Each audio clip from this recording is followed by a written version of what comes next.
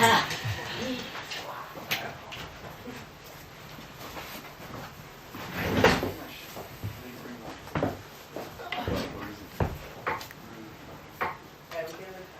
good night everybody. My name is Alexandre Hamel. I'm the artistic director and founder of Le Patin Libre. It's a contemporary skating troupe from Montreal.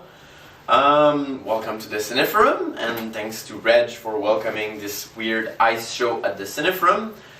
Just to put you in the mood of what is contemporary skating, we're gonna start with a short documentary about our last creation residency in France. So you'll have like a bit of the flavor of what is contemporary skating right now.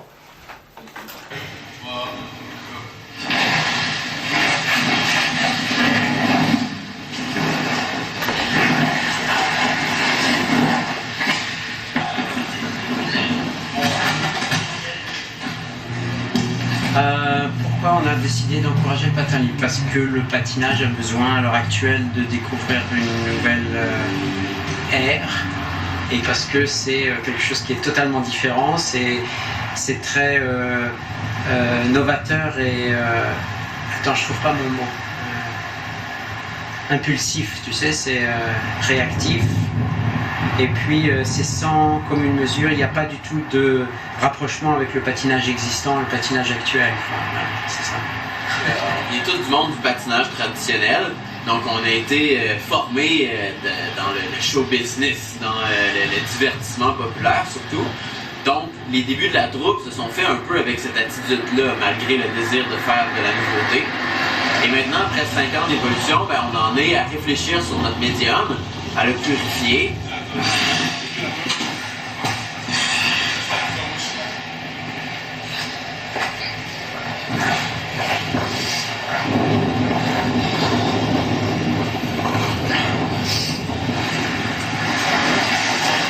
So what we're trying to create on the ice now is more of a breakdown of traditional skating, using traditional movements much like a contemporary dancer uses traditional ballet and other traditional dance movements to create something new. Une espèce d'art, un art de la scène finalement, pouvoir montrer au monde que oui, on peut faire de l'art avec du patinage artistique. Non, ça ne doit pas forcément être stéréotypé, et qu'il y a un potentiel énorme avec ce médium.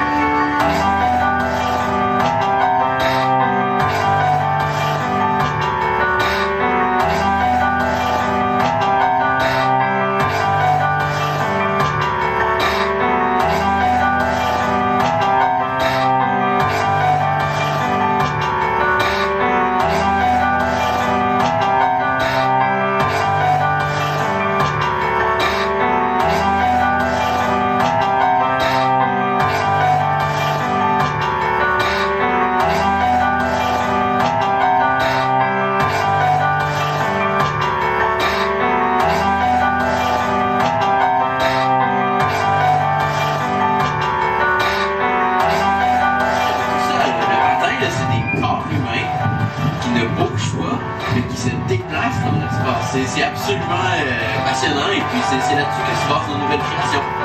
En fait, on est bien conscient que ce qu'on fait en ce moment, ça paye pas de mine. En fait, on essaie des trucs, puis il y a des trucs qui sont...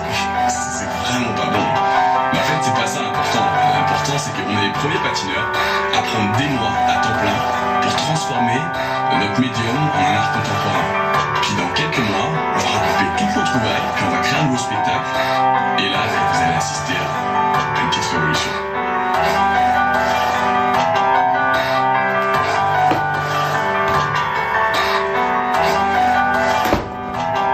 So yeah, like, revolution is a quite big word, like, especially because what we're doing is not that different from contemporary dance or new circus.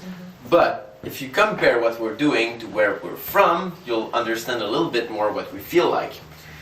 To understand where we're from, well, you came here to see an ice show, and normally ice show means figure skating. So now we must ask ourselves, what is figure skating? Video, please.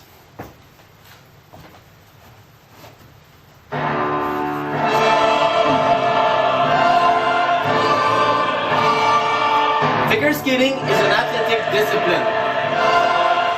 It's a tough athletic discipline. It requires strength, flexibility, balance. It requires a training during which the athlete, all through his life, will push further and further and further the most extreme limits of the human body. But most of all, figure skating is pretty. It's beautiful. It makes amazing shows. People that were passionate about all that beauty one day made the greatest marketing hit in the history of show business. They registered figure skating into the Olympics, which gave the form visibility on all TV channels all over the world, created an amazingly successful reality TV show, and an immensely successful and lucrative show business industry. This is what figure skating is. In figure skating, performances last between 2 minutes 30 and 4 minutes. The athletes are wearing costumes with sequins, feathers, lace, and they do their performances on soundtracks, music often from Hollywood films or Broadway musicals. We will watch one of those performances to understand even in a better way what really is figure skating. And we have the video of Mr. Weir. This skater is a great skater. He was recently a lot in the media because some morons on TV made homophobic comments about him. And I don't want to focus on that side.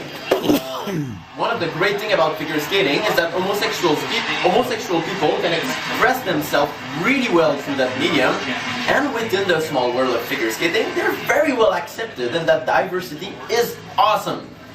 So we're not thinking about that now. We're thinking about what is it? What is this form? Let's look at Mr. Weir. Third place coming to this free skate.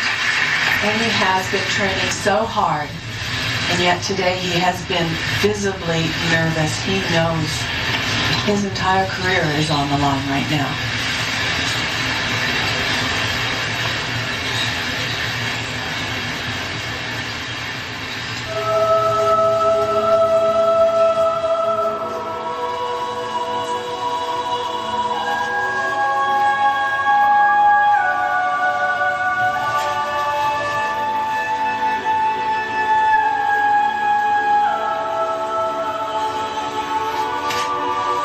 This is a triple flip. It's an incredibly difficult stunt, an incredibly difficult jump, and it's done absolutely perfectly. And this is the base of figure skating. Jumps and spins, they are required elements. The judges look at them and give points to every skater, and those points, wow, triple axel, perfect. And those points create the first mark, the technical mark. Up to now, everything is perfect. Where things become complicated, it's at the second mark, the artistic mark. To let you understand what the artistic mark is, I will quote a rule from the rule book of the International Skating Union. A skater will be rewarded if he creates an invisible connection with the public. This is Johnny's costume. This is the smile on his face, his zazz, his charisma. The fact that he's handsome, the fact that he's choreographed a beautiful job. It's a beautiful show, what he's doing. That's the invisible connection. What would this rule of the invisible connection do in another sport? Let's say marathon, okay? So let's imagine our runner. Whoa! Our runner, he runs 42 kilometers, passes the finish line the first. Look at the board, he will be second. Why? Because the runner behind him had a more beautiful style, a bigger smile, a nicer costume. The runner would be like, what the hell? I'm not at Moulin Rouge here. I'm at the Olympics, and I'm not a showgirl. I'm an athlete. And what would the runner say about that? He would say, this is awesome, this is difficult, but this is not a sport. It's not a sport. Because a sport is not defined by the athletical quality of an activity. It is defined by an objective competition. Objective means numbers, like the number of goals, the number of seconds you take to go to the finish line, or the number of meters over which you throw your thing, whatever it is. This is a sport, but this is not a sport. It's a show. just like ballet, just like circus, and it's beautiful like that, and saying that it's not a sport takes nothing away from it. But it's not a sport. To make it a sport, you would have to strip the costume, take the music off, take the beautiful movements away, and just let Mr. Weir do his jumps and his spins, and we would compare them objectively. Can we stop it now? That would make it a sport, but that would also make it boring, because this is all super beautiful. And however tacky and cheesy the aesthetics are, well, a wide public loves it. And I kind of love it too, it's beautiful. Okay? But it's not a sport, and that's the important thing to keep in mind. Okay? And if we would make it a sport, it would lose its audience, it wouldn't be on TV, and it wouldn't be as successful. And the reality TV show that figure skating became would disappear. Hey, and about reality TV, like we can be proud of that.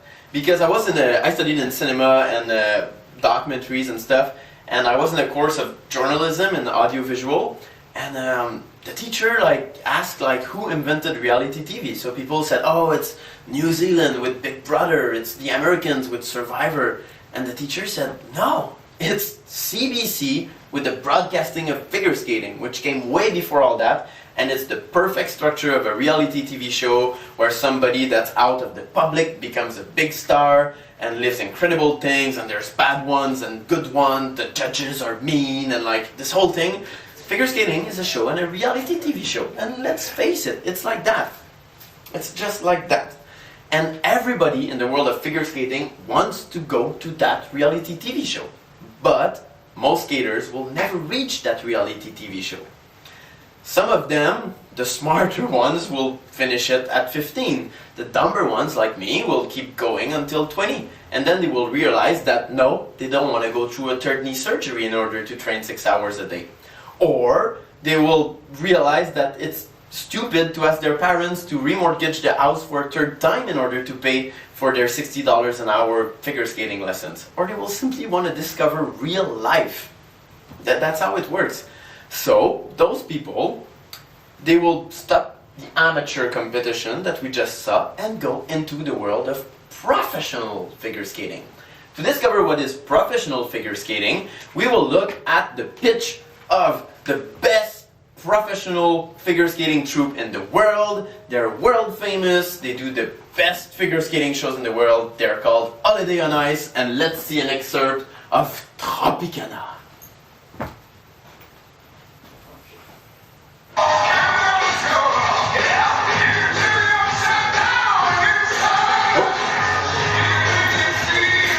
Sorry, technical bug.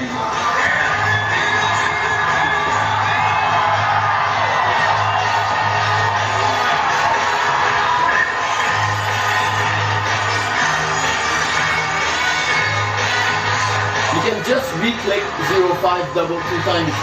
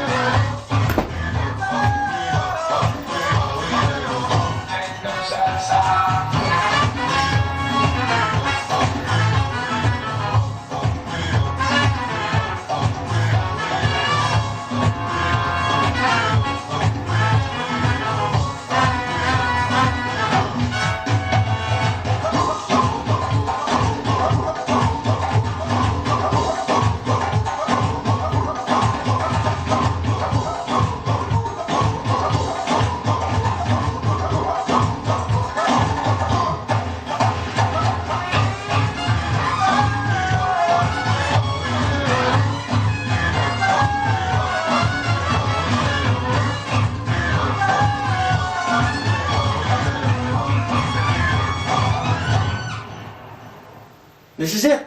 This is a professional ice show. Okay, imagine you spent 15 years of your life training 6 hours a day. You wasted $200,000 of your parents on a specialized athletical training, and you're being asked to skate with stuffed teddy bear in a pink suit, shaking your ass on tropical music, and to smile, and you're not even allowed to jump and do the stuff that you learned. Well, this is what faces every figure skater after their career. And it sucks. And let's be honest, like, this is a vulgar, basic, like, stupid entertainment. And, like, I have nothing against it. Like, some people love it, but it's vulgar. It's just vulgar. It's teddy bears and half-naked people. And, like, let's be honest, it works really well, but this whole industry is functioning on two truths and nothing more. It's much more simple than theater or circus. Those two truths are, first, women are sexy when they're cold. Everything becomes like tight and like everything at the right place and it perks and it's perfect. That makes it work. The second thing that makes it work is that women love to see men humiliate themselves. And let's see my idols of my youth, men I looked up to during years and years and years. I had posters of them in my room, standing on podiums with the flag of their country behind them like gods. And I look at them slow motion on TV, frame by frame, to understand the technique. And let's see what those guys become when they enter the beautiful world of professional skating show business.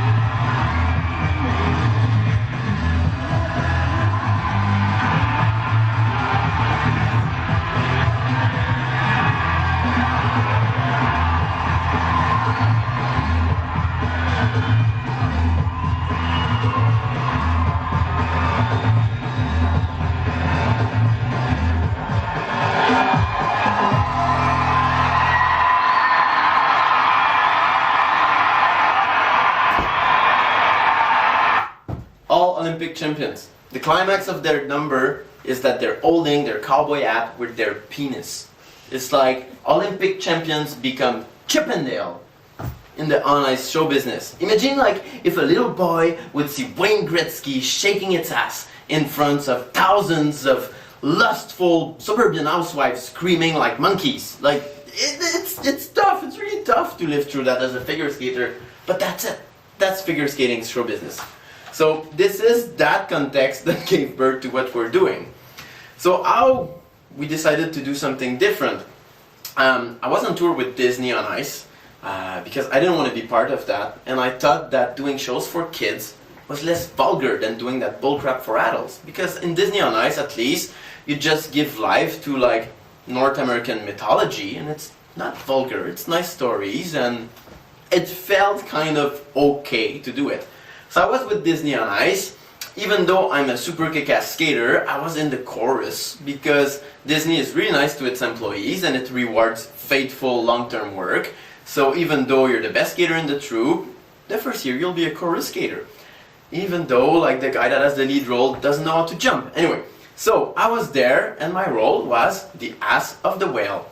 The whale is a 30-foot long prop that arrives during the Pinocchio number, and it's maneuvered by 6 skaters. There was me and 5 half-alcoholic Russians that were passing a vodka bottle in the belly of the whale. And the only reason why I was there is because one of them, a few weeks before, was so drunk during one show that he fell on a basic jump and was laughing on the ice, unable to get up. And they fired him and sent him back to wherever he was from. So I was there with my Russians waiting for their green card in the belly of the whale, like job, like in front of kids that were happy, and you know, like that was my life. And it was also very depressing because I could not even enjoy a nice social life while on tour, because there's 3 groups of people in professional figure skating. There's the girls, okay, that are pathetically anorexic and that are past their time like pinching their body because they don't know how they will go through the next weigh-in because they will get fined if they become fat. There's the gay guys, which is the best of all the groups on tour because they're super happy, there's comradeship, understanding. Once a week they dress in pink, they rent a limousine, they go to the bar, they have a great time. I tried to join them a few times, but it didn't really work because, I'm sorry, I'm heterosexual and that's really tough in skating to be like a weirdo like that, but it was my case. And there's like the guys, and the guys, most of them are Russian, like, are depressing. They're just drinking, trying to forget the shame and waiting for their paychecks. So I was quite alone, and when the tour passed in Toronto, I went and walked in the street, just like I was doing in every city. And then I saw everywhere black and white posters, big like that, with things like the Surrealist Hallucinatory Film Festival and the Sex and Violence Cartoon Festival, and a talk about LSD and why you should take it, and I was like, my god, I'm going there, whatever's playing tonight. And I arrived right here at the CineForum. And CineForum looks like a cinema, but it's much more than a cinema. It's kind of an art salon. It's what art used to be about before it became some kind of boring state-subsidized entertainment for old ladies posing as intellectuals. Yeah, this is what art should be. And I discovered this place and eventually moved in after a tour, because after a tour with Disney on Ice, you have no more life. I had lost my real-life girlfriend, I had lost my tour princess girlfriend, and I was there with nowhere to live, so I came here thinking about a way to do what I love, skating, because I deeply love skating, it's magical, but still do something I'm proud of. So this is when the idea of contemporary skating evolved in my head, and like listening to everything that was happening here and hanging out with the poets, the musicians and the artists was a great inspiration for that. So now we will look at the first pieces of contemporary skating. At the beginning it was really naive, it was just about acrobatics and having fun with a bit of a rock and roll feeling to it. So let's see an early piece of Le Patin Libre.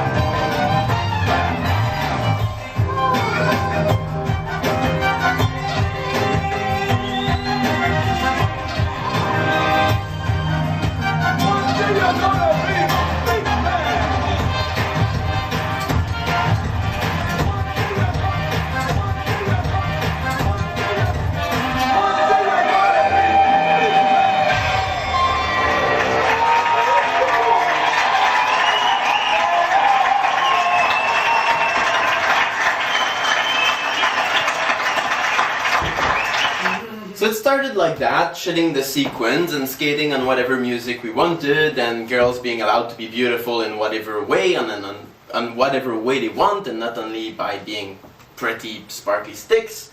And the troupe started like that, but it was not yet a contemporary art form because we were not yet talking about anything. This is when a show becomes an art, when you're starting to communicate with your public and talk about something that's important for you more than just showing what you can do. So that was the next step for the troupe. But it's quite difficult as a figure skater because we know nothing of life. We spent our life in protected training center, in special schools for athletes.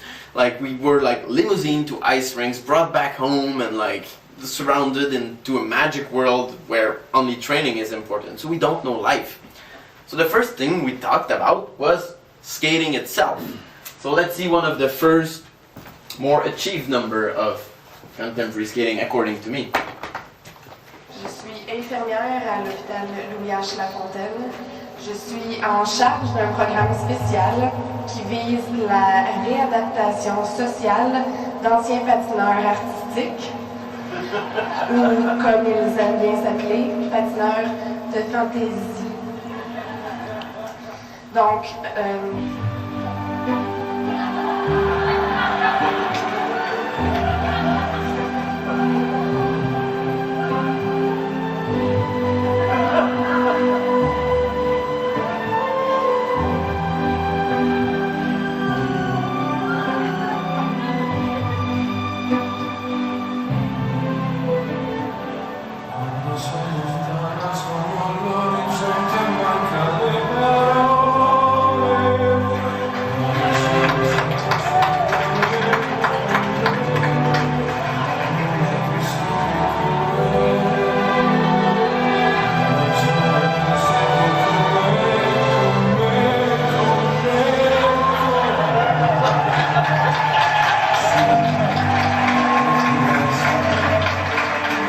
il mio cuore che hai acceso più dentro me la luce che ha incontrato per strada. Con te partirò su navi per mari che io so non esistono più. Con te io vivrò, con te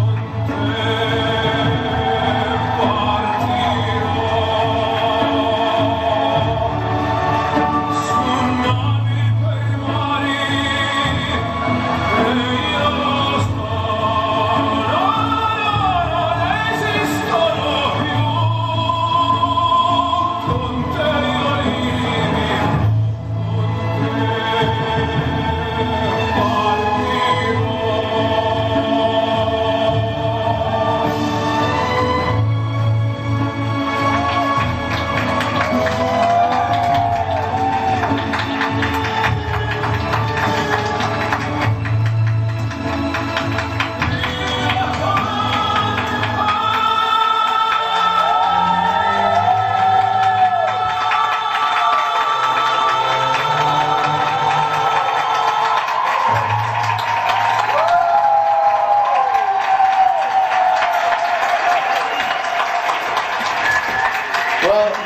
At that point, it was still a lot about like dark humor and self-derision, and it is still a little bit about that, because after 20 years of sparkles and shame, well, that's a good way to start looking for redemption.